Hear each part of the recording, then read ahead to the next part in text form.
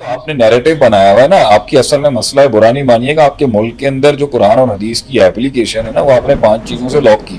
سب سے بڑی تو ایک آپ کے جھگڑے ہیں جو کبھی ختم نہیں ہوں گے ایک دوسرے کے اوپر، فتوے بازیوں کے. سب سے بڑی جی قرآن حدیث کی اپلیکیشن کیا بنا کے رکھی کہ تو فارغ ہے گا، وہی فارغ ہے گا، وہی فارغ ہے گا، اسے سارے فارغ ہے.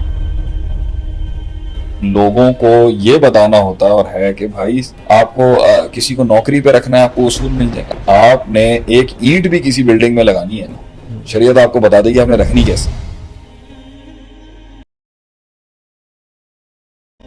اچھا ایک لے مین کے مائنڈ میں یہ سوال آ سکتا ہے کہ میں بزنس کر رہا ہوں، میرا کوئی سیاست، میری کوئی جماعت، میرا کوئی کام مشن یا پڑھنا ہے، تو میں یہ قرآن حدیث پڑھ کے مجھے کیا فائدہ ہونا ہے؟ صرف آخرت کی چیزیں ملنی ہیں.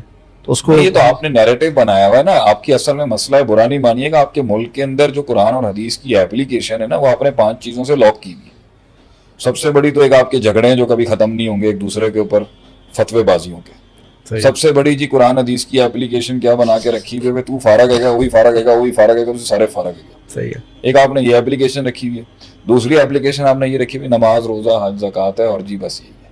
صحیح ہے. میں آپ کو بتاؤں، اگر آپ کا سکوپ لوگوں کو یہ بتانا ہوتا اور ہے کہ بھائی آپ نے ایک اینٹ بھی کسی بلڈنگ میں لگانی ہے نا، شریعت آپ کو بتا دے گی آپ نے رکھنی کیسے اور کب رکھنی ہے، کہاں رکھنی ہے، کہاں نہیں رکھنی ہے، کس انداز میں رکھنی ہے. صحیح. تو زندگی کی ایک ایک سانس کے ساتھ جڑا ہوا خیر اور شر جو ہے، اگر آپ کو ایک ٹیکسٹ کھول سکتا تھا، آپ نے نکالا کیوں نہیں وہاں سے؟ آپ کو کسی کو نوکری پہ رکھنا ہے، آپ کو اصول مل جائیں گے. ابھی آپ نے بات کی بھی ہمیں اصول ہی نہیں چاہیے. ہاں اگر کوئی اتنا بڑا، اب دیکھیں ادھر بڑی گہری بات کروں، قرآن اور حدیث ایک کائنات ہے، بالکل ہے. اس پر مختلف لینسز نے آ کے اپنے لینس کے مطابق اسے دیکھنے کی کوشش کی. بالکل ہے. صحیح ہے. پہلے قرآن حدیث پڑھا جائے گا اور پھر لینس بنایا جائے گا، یا پہلے لینس بنایا جائے گا اور پھر قرآن حدیث پڑھا جائے گا؟ پہلے پڑھا جائے گا پھر لینس بنایا جائے. اب جو پہلے پڑھ رہا ہے وہ بھی غلط لے تو یدل بہی کثیرا ویہدی بہی کثیر، قرآن خود کہتا ہے کہ مجھے پڑھنے سے کبھی ایک آدمی غلط فریم بنا لیتا ہے اور ایک آدمی صحیح فریم بنا لیتا ہے. قرآن پڑھ کے 2 باتیں ہو گئی.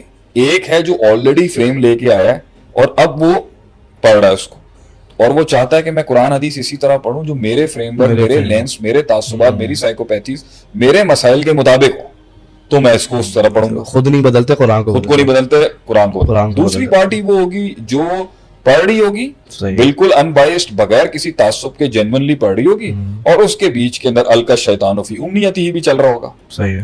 کہ شیطان اپنے القاء کر رہا ہوگا اور اس کو فرینڈز بنا کے پیش کر رہا ہوگا، اس سے یہ ڈرائیو کرو، اس سے ڈرائیو کرو. تو سب سے بڑی بات یہاں پر یہی آتی ہے کہ قرآن حدیث کو پڑھتے ہوئے وہ فریم ورک جس نے دنیا پہ راج کیا، وہ فریم ورک جس سے مسلمانوں کا عروج تھا، وہ فریم ورک جس سے ایک انسان مطمئن ہوتا ہے، سکون ملتا ہے، اس کو تسکین ہوتی ہے، اسے راحت ملتی ہے، اسے موت کا ڈر نہیں ہوتا، اسے پبلک کا ڈر نہیں ہوتا، وہ بہادر بنتا ہے، وہ دلیر بنتا ہے. وہ فریم ورک نکالنے کا جو پیٹرن ہے وہ کہیں لاک ہے یا نہیں؟